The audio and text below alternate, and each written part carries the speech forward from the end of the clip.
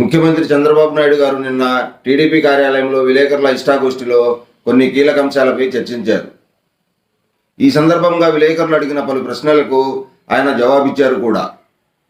అందులో ముఖ్యంగా గత ప్రభుత్వ హయాంలో అంటే జగన్మోహన్ రెడ్డి ముఖ్యమంత్రిగా ఉన్నప్పుడు సెకీతోటి జరిగిన విద్యుత్ ఒప్పందాల్లో జరిగిన అవినీతిపై విలేకరులు ప్రశ్నించగా దానికి సమాధానం అయితే ఇచ్చారు.